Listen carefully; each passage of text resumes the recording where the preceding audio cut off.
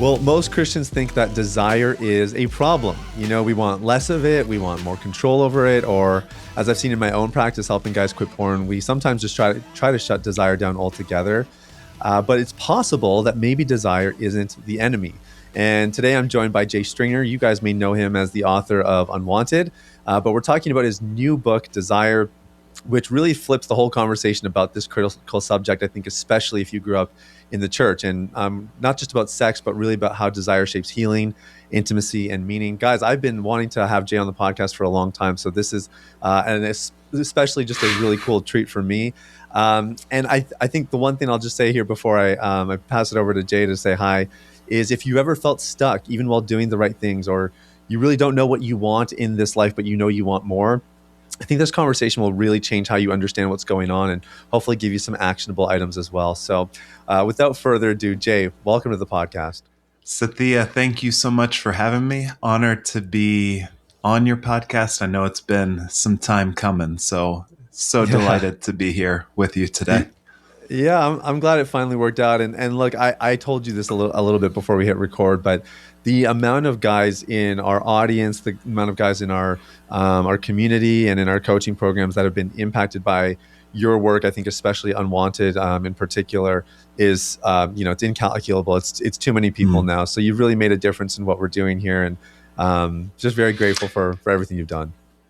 Yeah, I received those words with a lot of gratitude. And I think the most fun part of Unwanted for me was just that sense of like feeling like I had struck a nerve. Like we continued to get so many random emails from people. Like as they go through, okay, here's my porn search, or my assistant got an email the other day that was like, I'm into this obscure form of pornography that I won't mention here, but like, can Jay interpret it for me? Yeah. And so I think what that showed me is like, sure, like we did some good research. We, wrote a good book, but far more, I think what it does is it raises a level of curiosity for why do I do what I do? And it's just so missing, especially within Christian recovery circles, of just that, that this can actually be a process of discovery and learning. And you're going to have some aha moments that are actually kind of fun in the midst of this. So I think that's part of why I think Unwanted has worked. But I receive people's gratitude for it, but also like I always feel so much more gratitude to the reader for having the courage to dive in, to explore their own, sexual fantasies, their own minds. So I think it takes so much courage to go through something like Unwanted, something like your program, to really kind of have a level of defiance of, I don't want to be doing this, but also what am I going to discover? What am I going to find? And that's really the point. So Yes. Yeah, I agree. Yeah. At the end of the day, it's the courage on their part that really makes it productive and makes a difference. One thing I appreciated about Unwanted, and I really appreciate about your new book, Desire, as well, is you are not just a therapist who's getting a lot of real world experience, hearing what's coming up in these sessions, and crystallizing your ideas into a book. You're actually doing a lot of research, and you even funded some of the research yourself that you did for Desire. So I really appreciate that, because I used to do university research as well, just at an undergraduate level, but have a real value for empirical data and letting that kind of drive some of the conclusions we're reaching and some of the theories that you're deriving.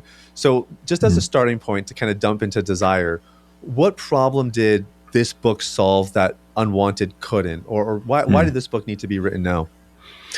Yeah, so I think Unwanted was the sense of there's this Lacanian psychoanalyst by the name of Jacques Lacan. Not Lacanian psycho, he is Lacan. Okay. But his name is Jacques Lacan, and he basically had this interplay between, he would use the French word symptom, like all of his patients have a symptom. And for him, every symptom was a saintome. And saintome in the French means holy man. And so for Lacan, every symptom of your life, whether it's depression, anxiety, porn, anger, these are symptoms, meaning holy prophets that are trying to get your attention about something that has happened to you or around you. And we need to learn how to listen to our symptoms. But in this day and age, we are obsessed with trying to outgrow our symptoms. We want to treat them. We want prescription drugs. We want therapy. We want a gin and tonic. We want anything to be able to kind of get rid of the symptom and silence it. And so Mm. Unwanted was kind of saying, no, like your symptoms are holy man's. They are the most honest dimension of your life. And they're a little bit like a microchip on a computer of, this small thing that actually stores so much data, so much intel on where your life has been and where you want it to go. And so that was part of the importance of Unwanted, was helping people to really get curious about their symptoms and to understand that there is so much meaning embedded within the behaviors that they're trying to outgrow and stop. And I'm like, no, let's hit pause. Let's go in and let's understand what the holy man is trying to say, even though it's causing you so much dread, so much shame, so much sabotage in your life. There's Mm. still a very valuable message inside of it. So that was revolutionary for a lot of people, to be able to really get curious about things that they felt like they just felt condemned by or ashamed of throughout their whole life.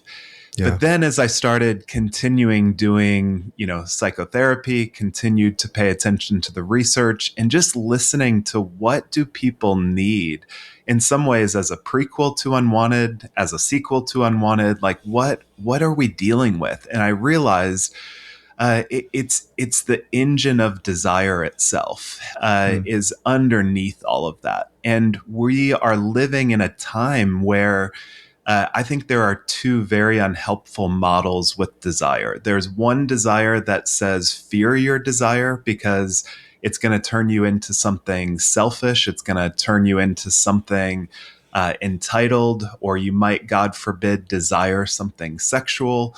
Or there's this kind of other cultural narrative of like, follow your desire, follow your heart. What is it that you want to do with this one wild and precious life that you've been given? Yeah. And but they'd offer no critical framework of how do you actually develop yourself into this person of desire. So for me, the problem is not too much desire, it's too little formation. And that's a Mm. really critical point. It's not possible to have too much desire. It's not possible to have too much desire for beauty, for goodness, for truth. Like if we are made in the image of a desiring God who desired creation, who desired to dwell among his people, with a desire to give us talents and gifts for these things to not be buried but be developed. I think that has huge implications for us of what are the talents, what are the desires that God has put into my heart, and how do I develop those? And, as a psychotherapist, it's not that I haven't seen desire wreak havoc in people's lives. I have. It can turn into selfishness. It can turn into the worst version of yourself.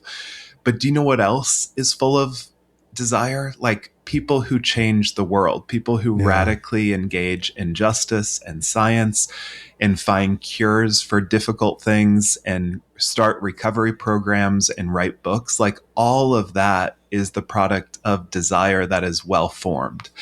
And so that was kind of the impetus of this book, is desire is not the enemy.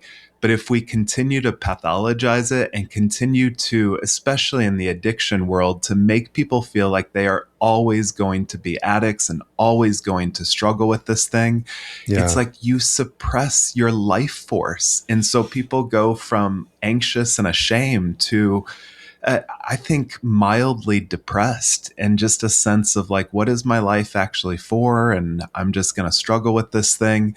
And so, coming out of a lot of addiction frameworks, I just see a mild level of depressive features in a lot of people. So, long answer, but I think desire is one of the most stunning, amazing gifts that we could ever be given. And no one is really teaching us how to want well.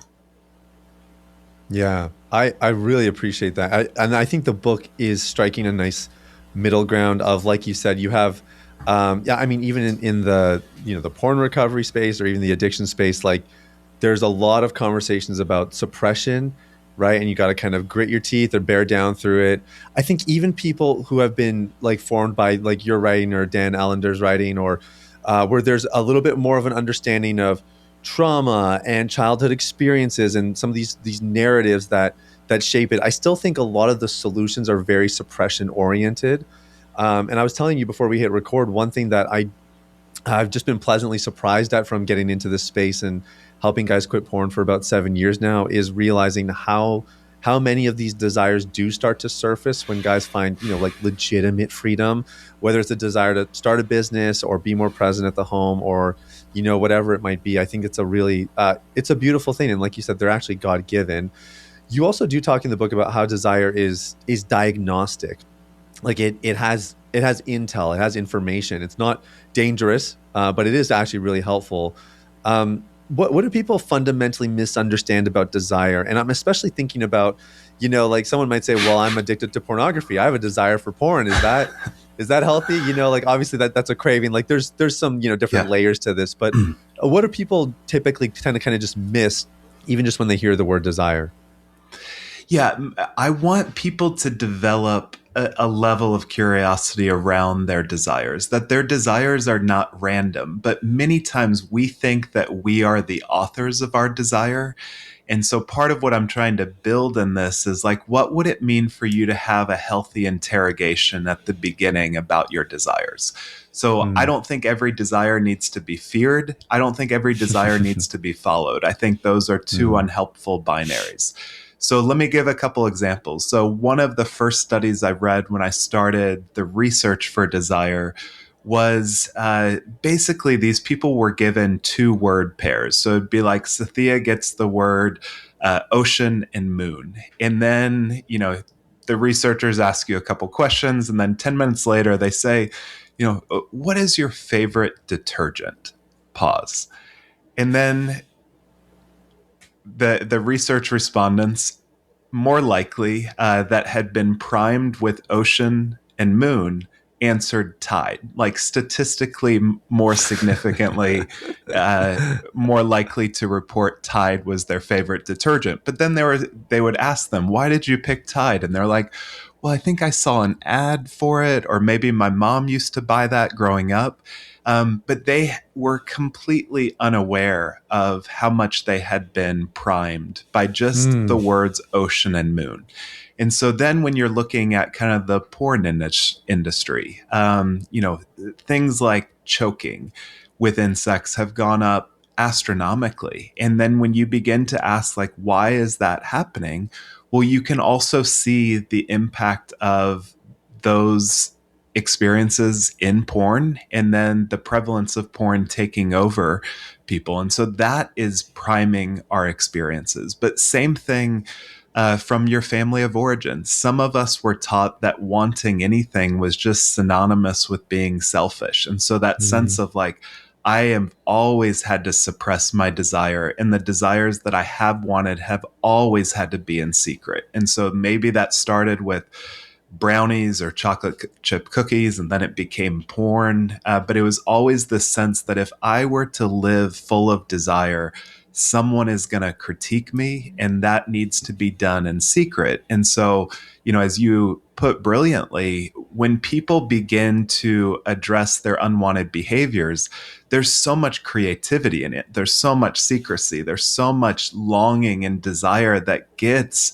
sublimated into porn, into hiding, into just the energetic life force of an addiction. And then when you begin to not just suppress those desires, but to kind of understand, like, what have my desires actually been about my entire life? Hmm. There's something stunning about it. So some people look at their lives and they're like, it's a broken down fiddle. But then when you begin to kind of tap into the holiness, the power of their desires, it's like, no, we're dealing with the Stradivarius here. So a Hmm. lot of times people come into recovery thinking, I'm just a broken down Toyota. But in my porn realm, I have this Porsche engine that's just like on fire and incredible. And it's like, no, like you think that it's your destructive desire for porn. No, like your desire has been hijacked in that direction. What if we took that same energy, that same longing, that same intensity, and then we applied it to things that were good, true, beautiful, that brought goodness and flourishing to your world, to your family? And that's the missing link that I don't think is often happening in these recovery centers or recovery paradigms, is just this sense of like we're dealing with immensely valuable instruments, Yeah. immensely valuable cars. We're not dealing with broken down people, but there is this self concept that gets developed as you start getting into your trauma history, as you start getting into your unwanted behaviors, that you're like, crap, everything about me is broken down. And Yeah. there's truth to that. I'm not trying to say that that's not true, but it's like the broken down aspects of our life also reveal part of the engine that's at work there. And so that's the work of growth and recovery and intimacy, is to really kind of harness that power that was used towards self-sabotage, but to unleash it to developing goodness in the world. Man, it's so good. So you mentioned that in your, I think, psychotherapy practice, especially, you observed that's kind of how you went from unwanted to this book, Desire. Just realizing, like, okay, there's some engines underneath the surface that are driving even our own, sexual longings and our sexual desires. And I know that the spine of the book, at least my perspective, you can correct me if I'm wrong, but the spine of the book really is the 5 core desires that your research uncovered. So can you talk about how your research led you to identify these? And I'm curious if there's maybe one in particular that tends to be more underdeveloped. Or I think the word you're using is formation, right? Informed. Is there one that's Yeah. less formed in people? Yeah. So let me give you a little bit of a backstory. So I'd get, some clients that would be like, I read The Body Keeps the Score by Bessel van der Kolk. And like, now I have a trauma. I realize why I haven't been able to move forward.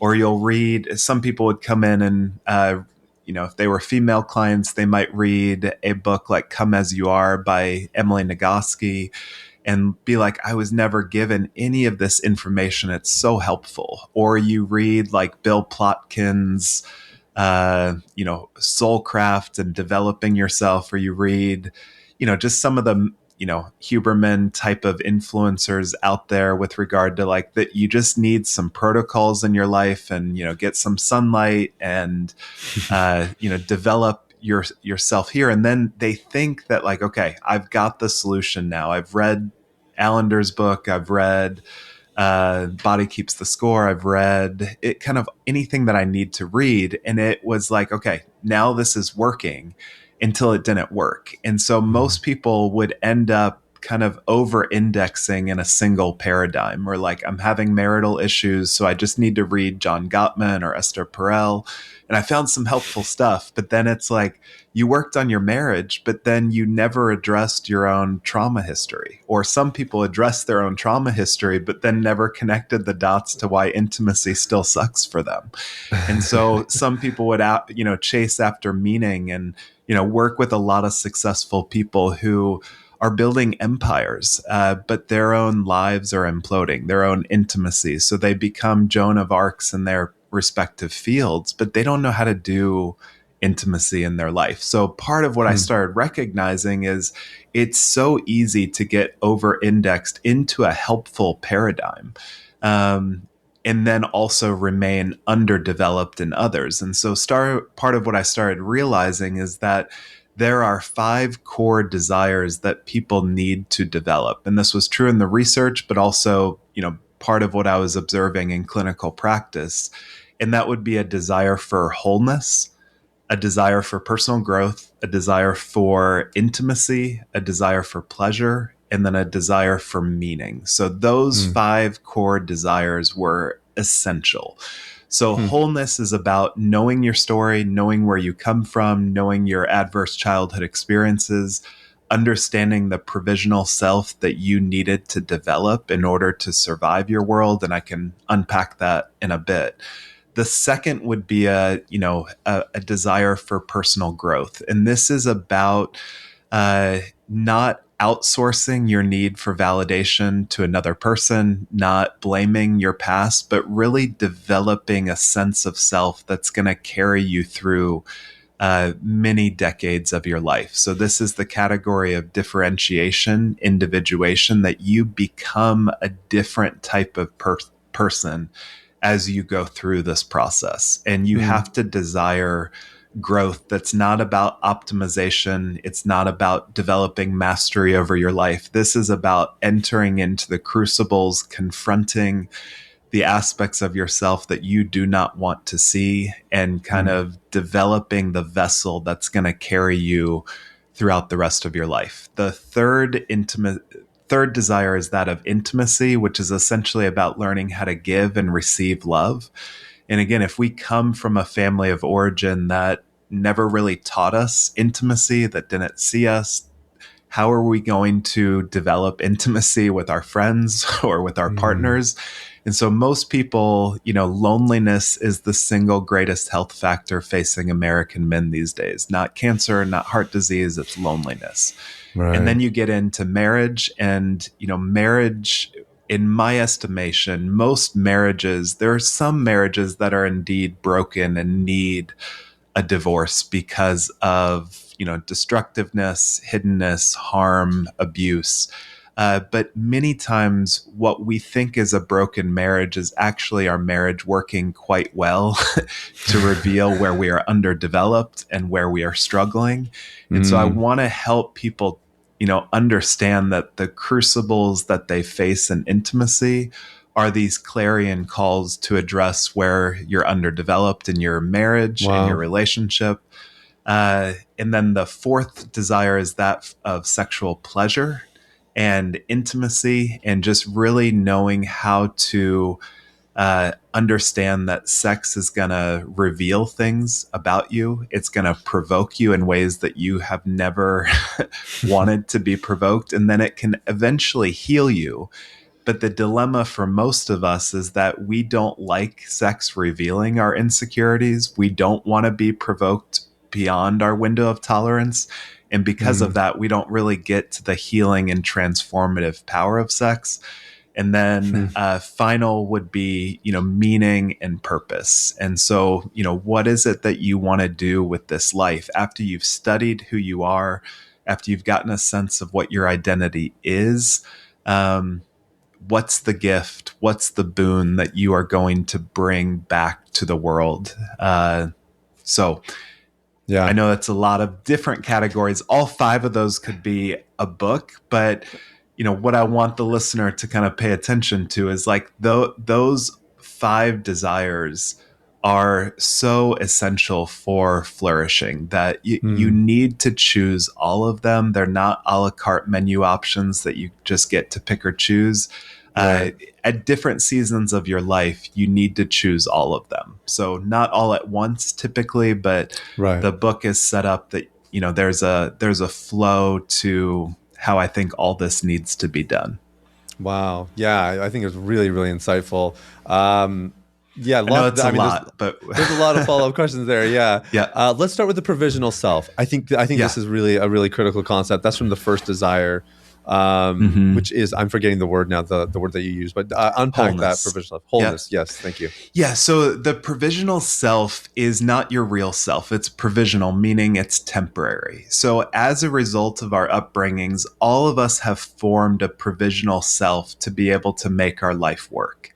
And we might call it our personality, we might call it traits, but for the most part, there's a provisional self. So, an example of that from my own life would be my dad was a pastor, and my older sister was like the classic rebellious pastor's daughter, like the one that's like, did she really do that? Did she say that? And so brought in a lot of enmity, anger from my parents and the way that they engaged her. And she was, in some ways, telling the truth about our family dysfunction in the way that she lived throughout high school. My older brother then went, I would say, more like the path of philosophical rebellion. He was reading Nietzsche at 16, critiquing my dad's sermons, would always have just like a really valid, cutting critique of my mom, of my dad, of my family system. That was both like,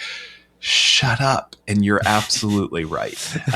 So those were my two older siblings. I'm a middle child. And so part of what I started observing was, okay, mom's not happy in this family, dad's not happy in this family, sister's not happy, brother's not happy. And so how do I develop a self that actually creates soothing and life to a fairly dead and angry family system? And Wow. so part of my provisional self was, if I talk theology with my dad, we have so much intimacy. So when I'm reading C.S. Lewis, when I am reading Jonathan Edwards, Calvin, Luther at different points in my life, we have so much to talk about. And my dad is happy and has life. When I'm engaging my mom's heart and checking in to see how she's doing in different places of her own anger or life transitions that my dad is initiating, I know that I'm bringing a type of soothing that her husband is not bringing to her. Mm. And then same thing with my siblings of, needing to kind of listen to them, hear their perspectives. So I develop this kind of good golden boy persona of, I can listen well. I have a sixth sense for some of the difficulties of people's lives. In many ways, I've been a therapist since I was like 7, 8 years old. Right. So all of that is a provisional self. There's aspects of it that are good, but there's also aspects that are hidden. So I take much more of my secretive life with food, with porn, but far more than that, a lot of my anger, a lot of my life, a lot of my vitality all goes underground. So who I begin to think I should be as a therapist, as a minister, someone that's helpful to people. So that's all my provisional self, right? That Mm. I'm developing. And what this guy Bill Plotkin says in his book Soulcraft is, uh, in the absence of a society that has elders that initiate us into rites of passages of like, this is masculinity, this is femininity, when we don't have elders that are helping us understand who we are, what he says is that sometime between the ages of the mid 20s to like the mid 50s, the soul will initiate a crisis, a Mm. formative, critical period that is designed to bust open something, to crack you open. And so that could be what you might refer to as a disclosure, a sabotage, a porn addiction, a gambling problem, a problem in your marriage, some level of just fatigue, crisis, suicidality, mental health crisis, but it's something that kind of cracks you open, that shakes you, that says, I can't go back to this way of life anymore. But I Mm. need to initiate something new. And so that tends to be the provisional self that is busted open through something like porn addiction, is like, wow, I developed this one persona in public, but then I just had to take a lot of my darkness, a lot of my needs, and a lot of my desires underground. And that's the gift of when everything hits the fan in your life, is that, yes, something about you is being exposed that needs to, you know, be outgrown, but far more, it's helping you to understand these patterns and aspects of your life that are really trying to get your attention, shake you into another way of being. So now I'm in my early 40s, and I would say, Sathiya, I'm in something of a midlife chrysalis crisis. I wouldn't say it's a crisis yet, but I'm in a goop. Okay. I don't know who I am. I know what I've done in my life. I know where I come from, but there's something in me that's cracking open that says like, okay, I can do research. I can do writing. I love the human heart. I love story, but there's something in me that doesn't just want to be helpful to people. I need to discover something that's waking up inside of me. And so, Huh. the next time we talk, I don't know where I'll be, but there are energies and things swirling around in me that are calling me to something to outgrow that provisional self. And the provisional self forms you, it Hmm. gives you an identity, it earns you money. Everything in your life is a result of the provisional self. But inevitably, that needs to break down so that something more authentic can emerge. So I think Hmm. that's the importance of the provisional self is we honor that self. I honor Jay, that young Jay, for who he needed to become, for what he was able to kind of develop as a sixth sense. But I also kind of say, okay, like you've reached your term limit, and Hmm. Wow. I thank you for your service, and we need something new to Wow. emerge. Wow. So okay, thank you for sharing so openly as well. It's helpful. It's helpful to hear like the legendary Jay Stringer talk about like, he's working through stuff midlife as Oh well, my right? That's goodness. I'm a mess. Yeah. But it's a different mess than I was when I was trying to outgrow yeah. all this other stuff. It's like I'm getting that's part of the benefit of having integrity is I don't feel sabotaged by sexual shame. So Yeah. I'm There's able to nothing to hide. get underneath it. Yeah. That and being able to say, what is my life about? Where is it going? And I get to these deeper questions and deeper desires that are coming out of me. So, of Yeah. course, I struggled with porn. Therefore, I developed a desire to outgrow it and to bring a gift back to the world. But that was true in my 20s and 30s. But now there are different pathologies, difficulties, sins that are living inside me now that I want to investigate, that I want to get curious about, and kind of bring that boon, that gift back to the readers that like my work. So that's all. It's every decade feels like it's a different desire in a way. Wow. So Yeah, it's so interesting. So I have two follow-up questions to this. I think yeah. one is we are very fond of the inner child modality, Hmm. and we do a lot of it in our coaching practice. Is there an interplay here when someone's doing inner child work that yeah, how would that relate with the provisional self? That's kind of my first question. And then my Hmm. second question is if someone like you who understands these concepts obviously very well, you're authoring these concepts, but you're doing a lot of research, and you've done a lot of your own, work as well as you alluded to. So if you're experiencing a midlife chrysalis, we'll use that word, Hmm. um, is this kind of an inevitability then that somewhere in that midlife people will experience this transitory phase, but then also are there factors that determine whether it's a crisis where your life implodes versus I don't get the sense you're imploding, Yeah. Jay, and that you're gonna fall off the deep end here, but obviously there's still a transition there. Are there factors that determine Hmm. that outcome of that? Yeah, such a good question. And it, first part of your question was what was it exactly? Inner child Inner work playing child into the work, and provisional yeah, self, the interplay yeah, there. absolutely. Like the inner child is, I like inner child language. I think it's helpful from time to time. Some of the way that the neuroscientists talk about it is that we actually have self states within us. So we have, there are ages inside of us. And so, yeah, I think that that's a really critical thing for people to investigate is, just part of what I've been working through in the last couple years is just like my relationship to food. And so there was like a 6-year-old boy in me that loved barbecues, that loved food, that used to dance and sing and, have bowel movements because I'd get so excited to have food. And then there would also be this 12-year-old boy that was bullied and, had really harsh nicknames and just a lot of eating disorders that began to develop in my life in my late teens, early 20s.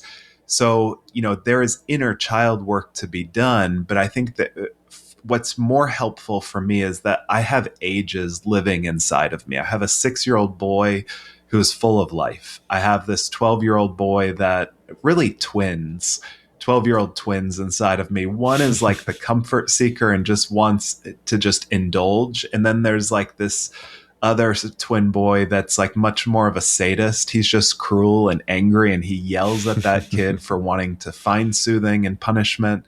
And then there's this other late 20s age inside of me that ran marathons and, could kind of climb significant mountains and do like immense things that I didn't think my body would ever be capable of. So I have all these ages swirling inside of me. And so that's tied into the provisional self, but that's where, psychologists use the phrase integration, that we don't want to split off the inner child.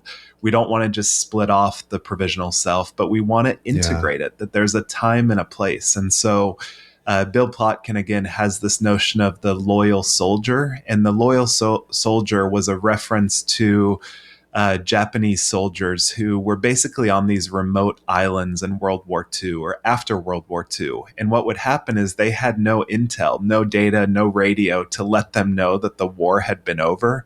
So some of these Japanese fighters were basically on remote islands for like years after World War II was over and had no idea that this large world war was now over. And so when people would come onto the islands, they would shoot at them. They didn't really believe anybody telling them that the war was over.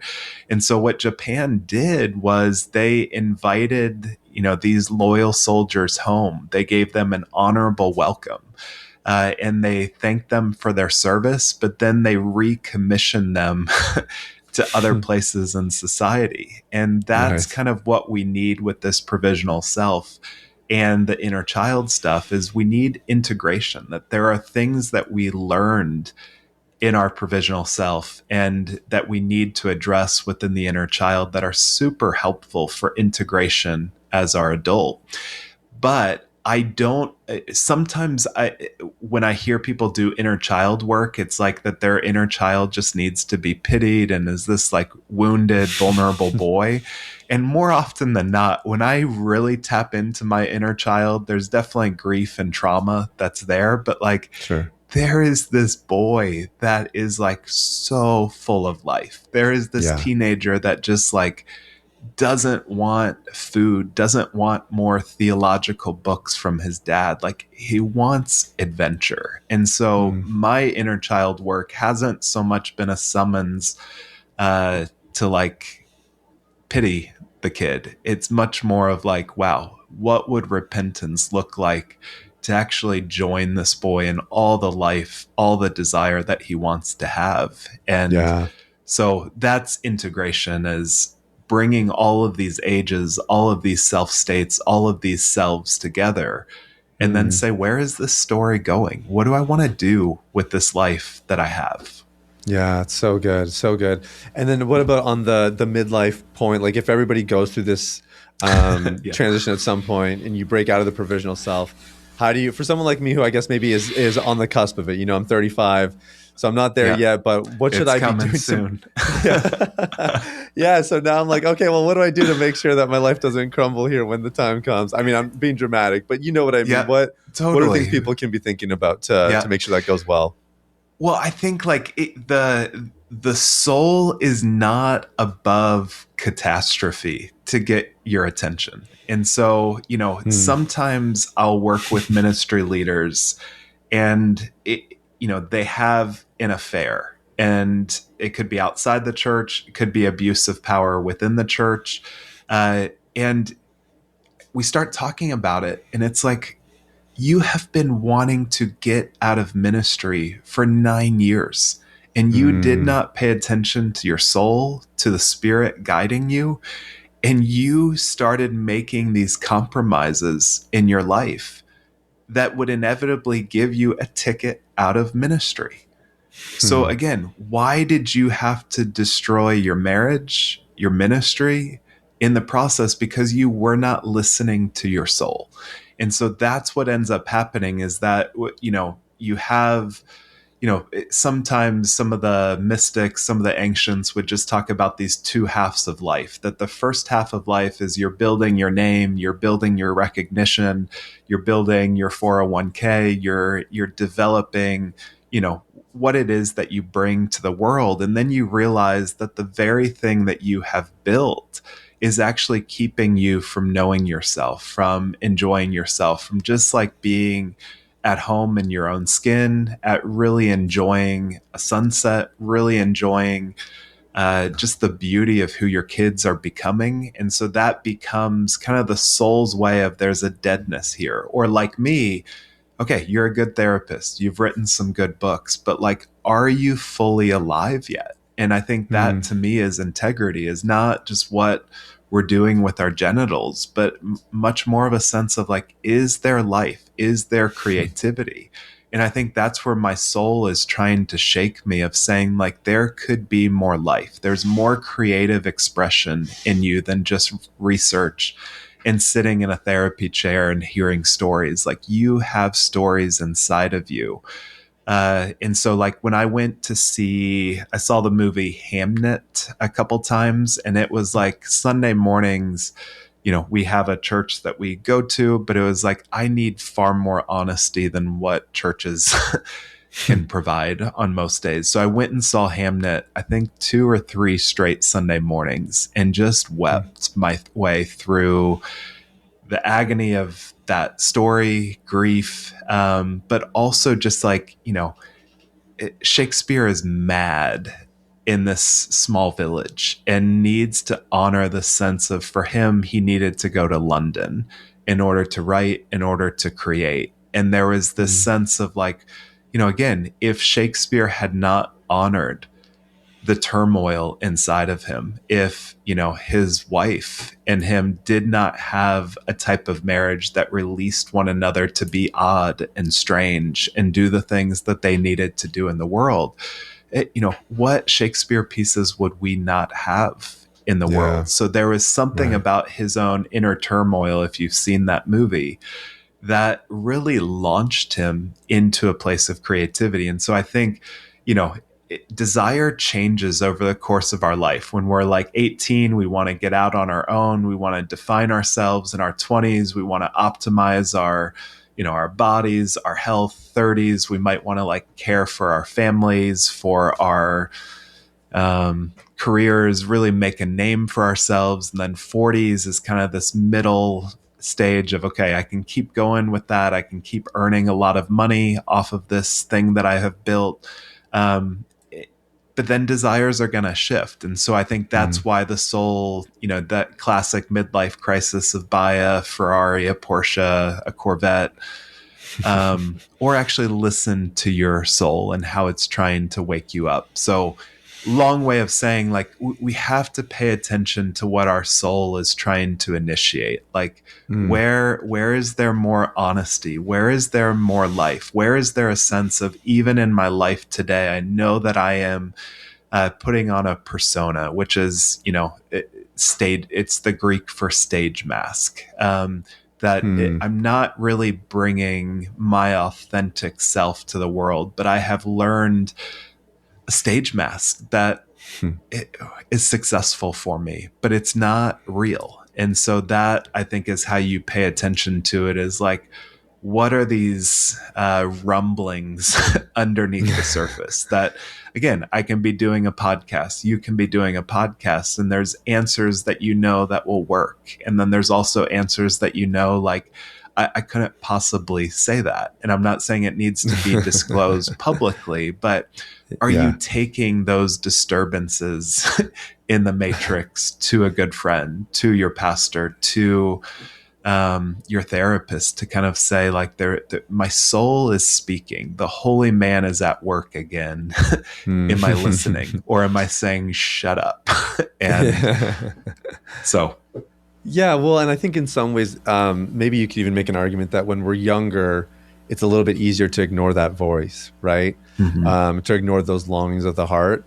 So one question I wanted to ask as a follow-up, because in my book, I talk about seasons and the important, like it's called The Last Relapse. It's about helping people quit pornography. But I talk a little bit more at the end about the importance of knowing your season. And so often we fall into these comparison traps because we're looking at people that are in a different season, or even using some of your book language, like people whose desire, their primary focus right now is a different desire than maybe the desire that's focused on in your life. How does somebody decode this, like the longings of the heart, or identifying the season? You kind of mentioned like maybe it's a desire per decade or something to that Yeah. effect. How, Yeah. how do you know? Because when I think about, like I'm only 6 years into marriage, still relatively young. I could make an argument for intimacy. We just had kids, so it's a conversation we have a lot because intimacy feels very hard to come by, and Yeah. we have to really fight for it.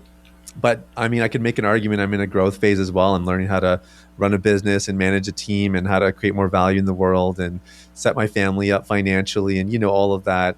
I mean, obviously there's always overlaps. I know it's not so Yeah. linear, but how does somebody Yeah. decode the season of their soul? Oh, such a good question. Thank you for asking it in the way that you asked it. I think of two different categories. I don't know. I just was reading earlier this morning where an author talked about this woman who had an albatross, and it was kind of a metaphor of this major problem in her life. So let's use that language. You need to be asking and in touch with what is the greatest albatross in your life? Like, what is this Hmm. thing that's just causing misery? And that could be intimacy, that could be sex, that could be like, my life has no freaking purpose. It could be the agony of having no friendship. So, whatever your albatross is, whatever that sense of like, this thing feels huge, it's soaring over me, I don't know how to get rid of it. It could be an omen for something to come. Historically, the albatross was like, a good omen for sailors because it meant that land might be near. Hmm. But just some sense of this thing is hovering over me, and you need to listen to it. So if that's intimacy, you need to pay attention to why is your intimacy breaking down? And so for some people, your intimacy is breaking down because of one of two reasons. You either lack differentiation or you're over indexing in some ways in it just a desire for connection. So let me back up Hmm. before I say that. So Okay. intimacy works when there are two people, and you have to have two. Most of the time, what ends up happening is people get into marriage and they don't like who they are. They see themselves as a broken down fiddle in this sense of like, please complete me. Right. Please, just desire me even when I don't desire myself. And so a lot of times people enter marriage with this sense of, I'm giving you a laundry list of needs and past traumas, and you need to soothe me. Then we wonder why passion and intimacy don't really work. And it's because we haven't differentiated, we haven't brought our own self to bear. But then sometimes the challenge of intimacy is that we want to be authentic human beings, but we also have to learn how to be deeply connected to people. Hmm. But the challenge of intimacy is that sometimes when you're connected to someone, you can't be authentic. Or if you're authentic, you really can't belong. And so some people are challenged in intimacy because they have never learned how to connect to a human being. In intimacy and vulnerability, they've been very authentic. Some people love marriage because it's cozy and they can watch Netflix and they have someone by their side when they go through life and they have kids, and they create this cozy marriage and then wake up 10, 15 years in wondering why it feels so tepid and boring. And it's because they never developed the differentiation side of it. So Hmm. marriage is exposing where you're underdeveloped in this moment, and you have to desire the revelation that your marriage or intimacy will bring. So that could be an albatross, or maybe you're I have no purpose. I'm in a cubicle day in and day out, and I don't know. I'm bringing some stability to myself, to my family, but I'm dead inside. Uh, Hmm. I recognize that not every job can be a passion project. We should not emphasize that, but there needs to be either a job or some aspect of your life that's full of creativity, that's full of desire. And if you don't have that, your soul is going to bring a level of depression, which is literally to have your soul depressed, to have it pressed down. That's trying to get your attention to wake up. So could be Hmm. porn, could be whatever it is, but Hmm. honor the albatross is part of what I would say, because embedded within that albatross are clues to what you need to develop if you are going to move through the next phase of life and kind of get to the other side. So, Wow. whatever your challenge is, honor that. That's The really other helpful. side of that would be kind of, who are you that is not useful to anybody? So a lot of times we end up being like, okay, this is who I need to be as a dad. This is who I need to be as a businessman.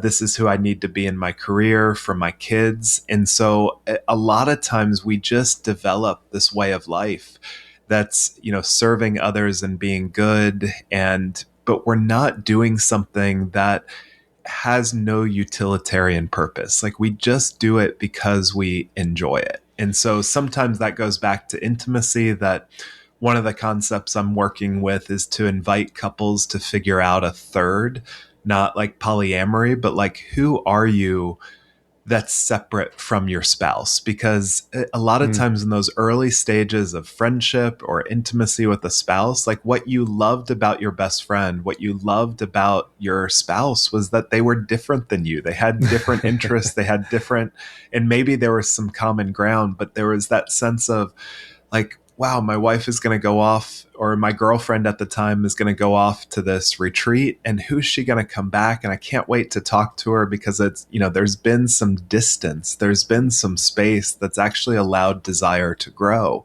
And Hmm. so we need to have that in our friendships, in our communities, is create a little bit of distance to develop a greater sense of self, so that when you come back into your relational world, you're more developed. But if you're just in a cozy marriage or just in a recovery community day in and day out, and you're Yeah. not finding life and energy somewhere else. So part of that would be to us of like, what do we do just because we enjoy doing it? It doesn't earn us money. It probably loses us money. It's not to find a friend. It's not to put up on Instagram. It's not to post it. We're just doing this because like, this is something that like our soul loves. So in the language of Annie Dillard, she said, I never knew I was a bell until the moment I was lifted up and struck. And I think that's what our lives are calling for, is like these bell like moments where it's like, when I did that thing, when I was in that terrain, when I was in that state on this particular trail or in that body of water, something inside of me was ringing. And Wow. those are the bells that I need to honor with these desires. So, That's so helpful, especially because the bells and the mhm. albatrosses change, right? Yes. So, And they're designed to change.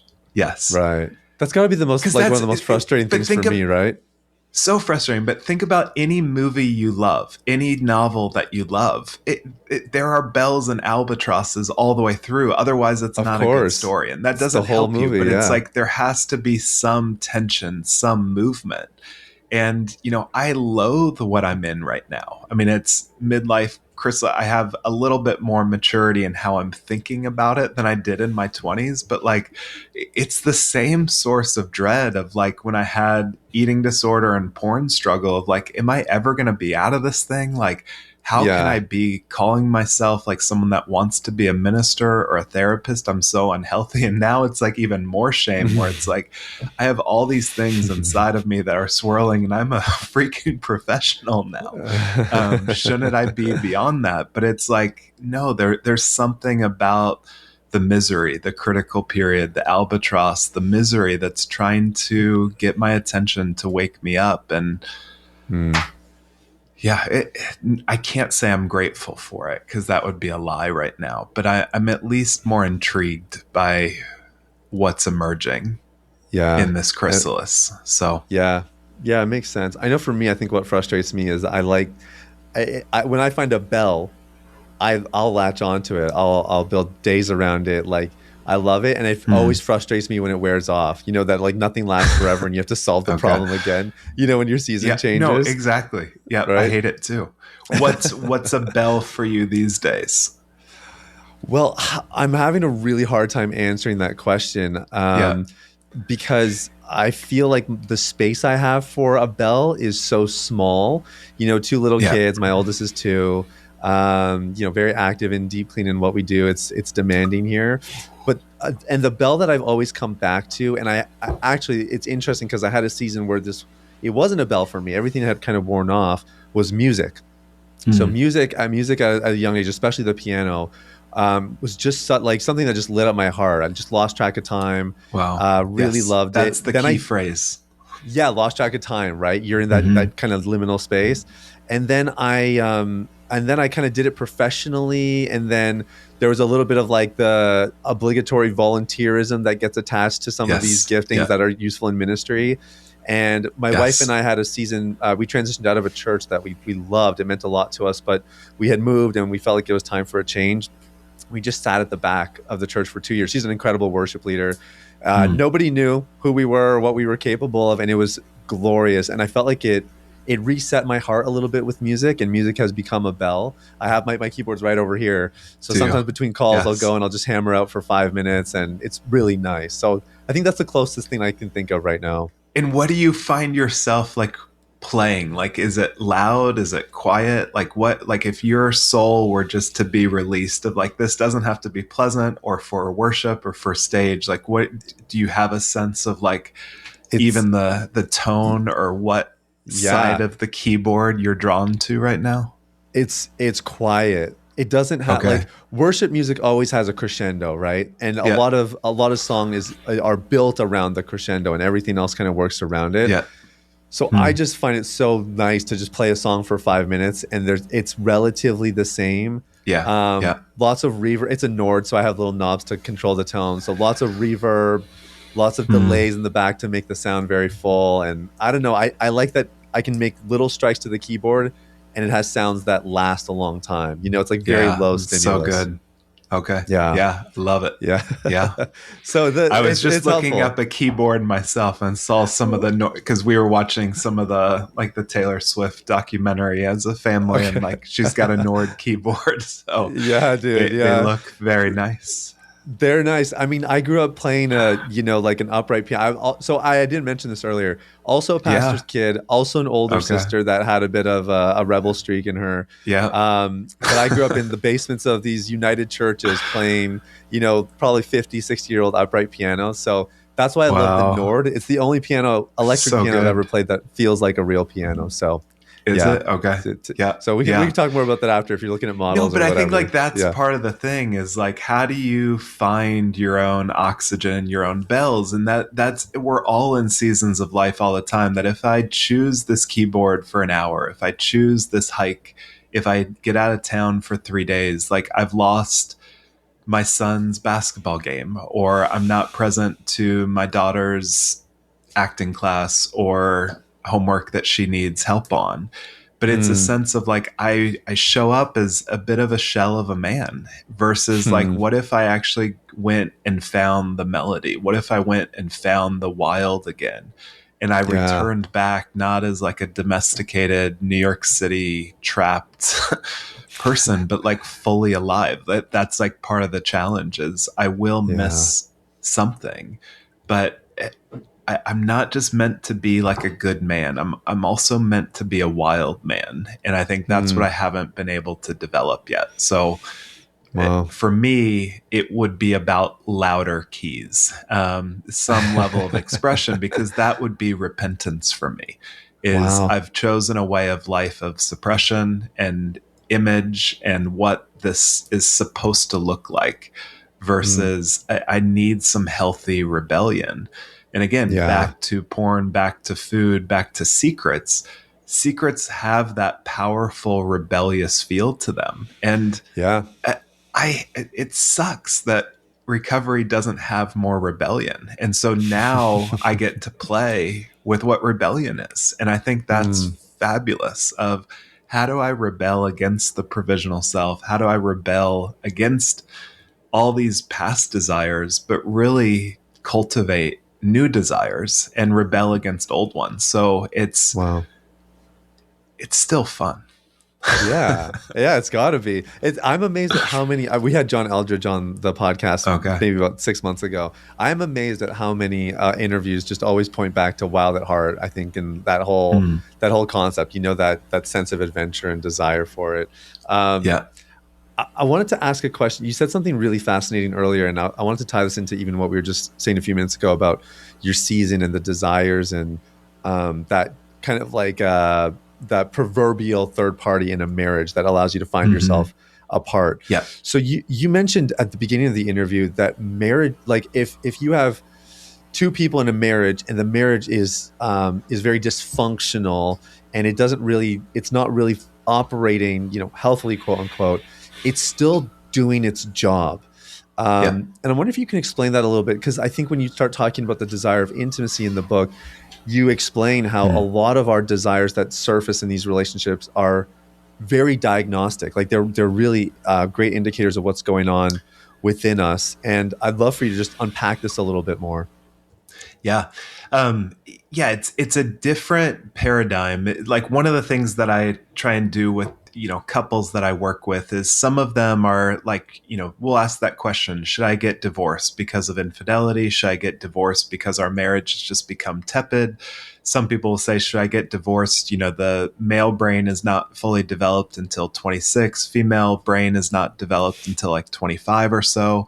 So we got married without full brain development at 21. So shouldn't I be released from this just because? And it's like that sense of, before you think about a capital D divorce, really invite couples to think about what's a lowercase d divorce, meaning how do you divorce yourself from the patterned way of seeing and engaging one another? And Mm, so, what we need when we go through marriage is to kind of recognize that marriage is something of there's always going to be a clarion call within marriage. It could be about sexual intimacy, it could be about in laws, could be about anything in life, but there is going to be tension in your marriage. And tension is not bad, conflict is not bad, anger is not bad.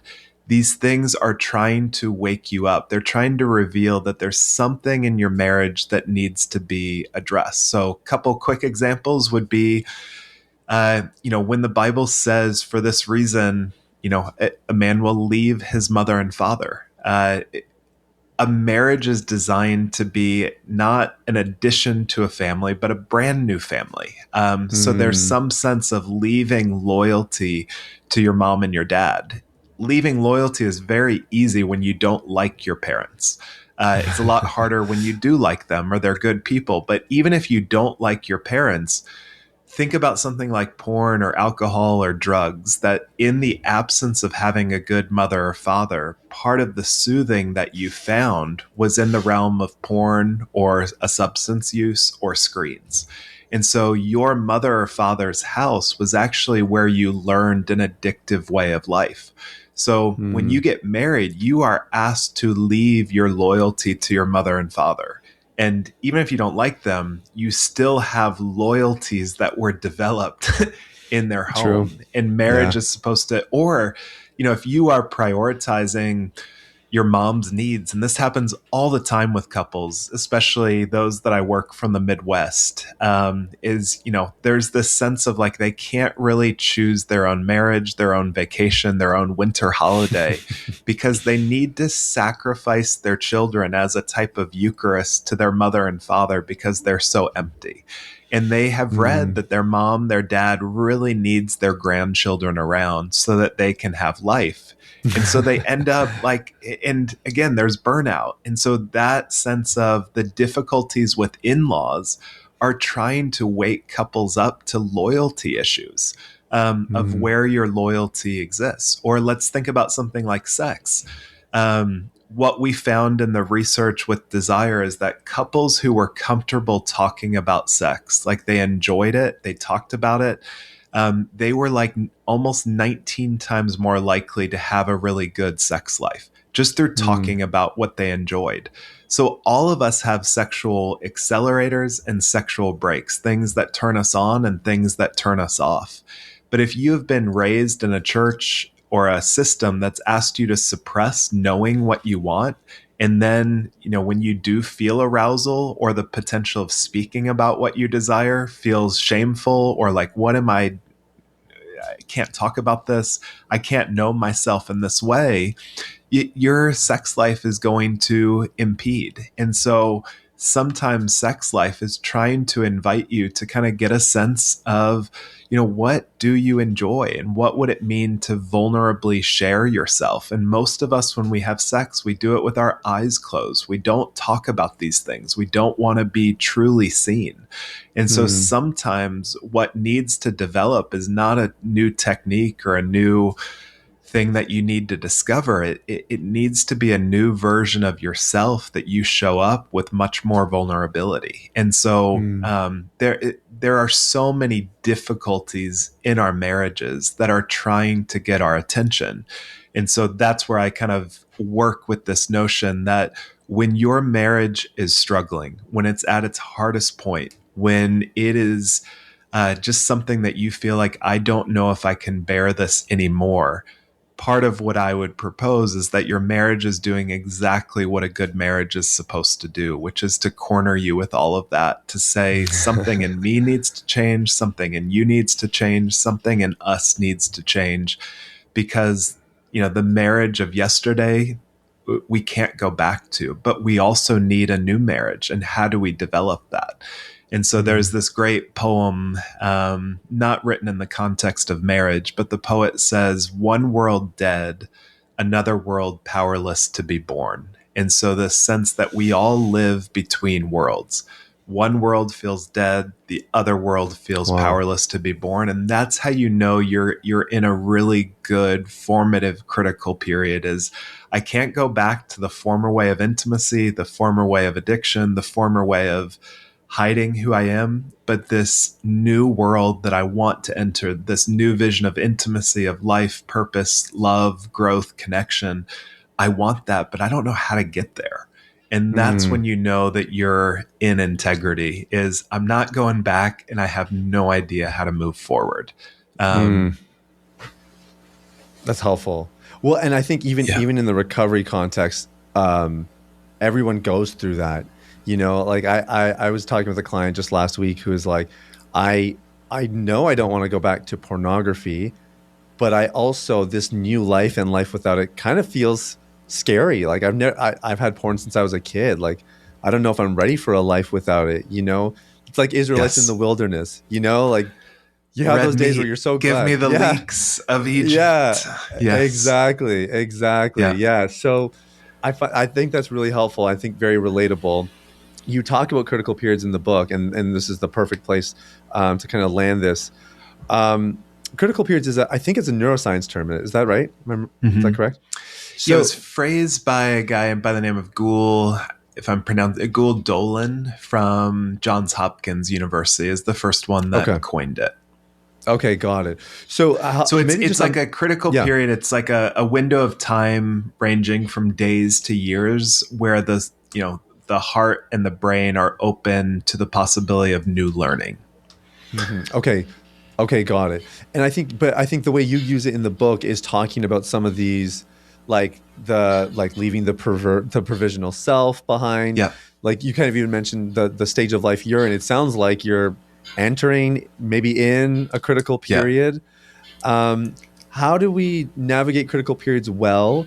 Because you said Hmm. earlier something that really, really stuck with me, which is that if you don't courageously approach the albatrosses of the stage of life you're in, or even find the bells and identify the bells, you run the risk of, I guess, being a bit more cyclical or staying stuck for an unnecessarily long period of time. So, how do you do a critical period well so that it Yeah. does the job of leaving that old season behind and also steps you into the new one? Yeah. So, sometimes a crisis will initiate a critical period. Sure. I hate that happens. And yet Yeah. that's part of what the soul does, as we talked about earlier, is there's going to be a crisis that cracks us open. Um, Another way of doing that would be to just intentionally choose it, like to be able to kind of say to a group of friends of, hey, like there's something in me that feels dead inside. It could be because I'm doing ministry or I'm doing this job that feels like a dead end. And so I need like a weekend retreat or time at a cabin, or like, let's get away just so that I can kind of bring you into some of the soul crushing realities of what I feel like I'm in the middle of. It could Mm, also be for, particular marriage or a particular theme that, it could be around sex, could be intimacy, could be finances, but it's some sense of, instead of just living with a contempt based view of marriage and kind of making my spouse the enemy or making my trauma or my anger the enemy, we're going to kind of find what is the third, what's the real enemy here? If it's not my spouse, it's not me, but there's something about finances in your story or in my story that's playing out here. And so we need a lot of different perspective on this. So I think you can choose to enter a critical period, and there's never a good time to do it. I think of sometimes yeah. when people talk about going to grad school, it's like, I want to get my master's in business or counseling, but like, what about money? What about family?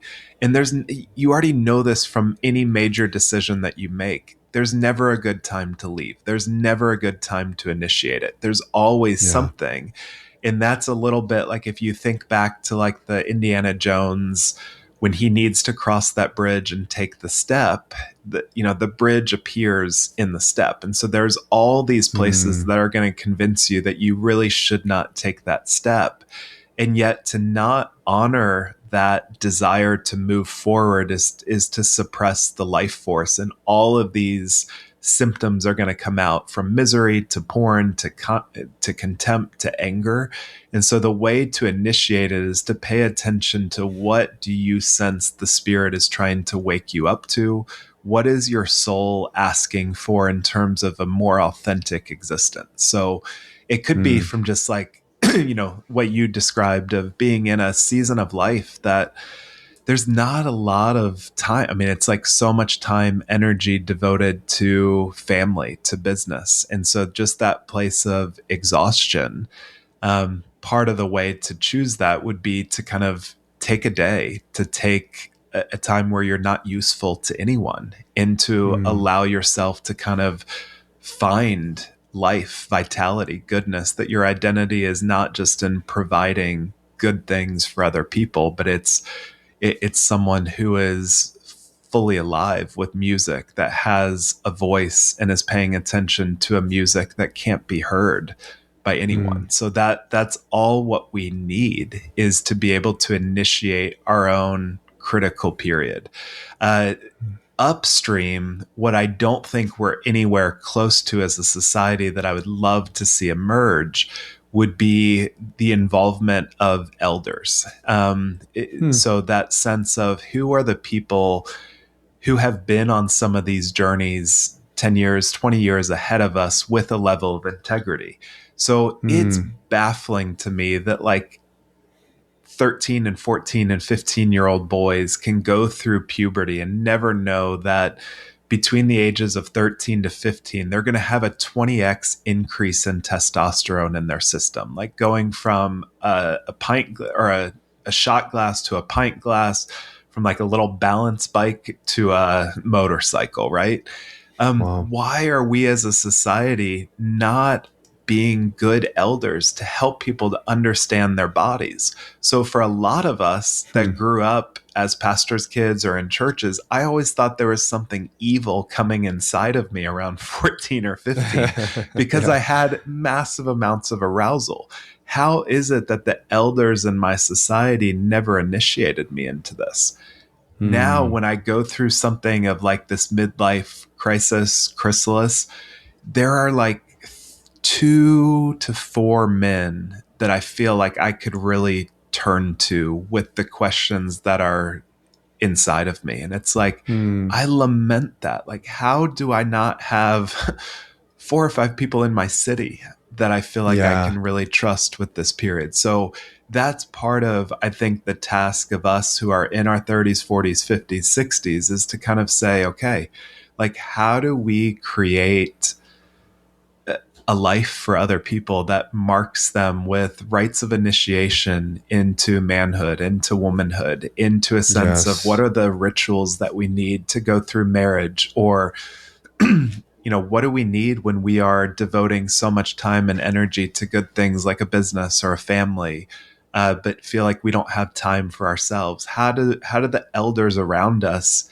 initiate something for us so that we don't have to go looking for it, but it's built into society? So Hmm. I don't know how we get there, Sathiya, but like, I know that my soul aches not just because of my own questions and sin and difficulties, but I ache because I'm not living in a society where men and women are my elders, really leading me through so many of these questions and anxieties and difficulties. Like, I'm Hmm. supposed to, in some ways, rely on myself, a book, a podcast, just some type of cairn, some type of wayfinder to navigate it. And it's like, no, I need elders around Hmm. me that I don't have right now. Man. Yeah.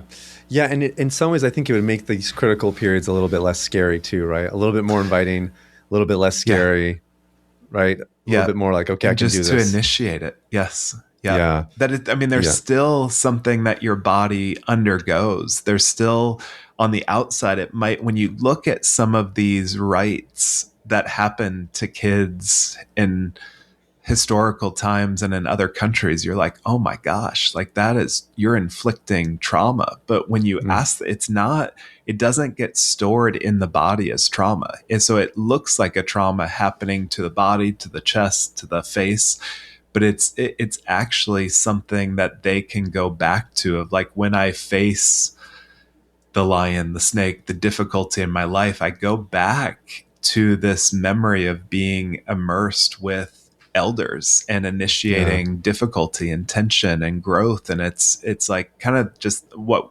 modern day gym equivalent of, okay, if I can test my body, get to a VO2 max on the treadmill, then I know later in life when I'm climbing this mountain, I have a reference point for like, oh, I can test my VO2 max here. I've been in Right. tension in the gym, therefore I know I can be in tension in my work life. Like, the gym is part of that reference point that we have, but we need rites of passages, not just gym memberships to have Yeah. memory. So Yeah, that's so good. Jay, this has been amazing. I want to respect your time.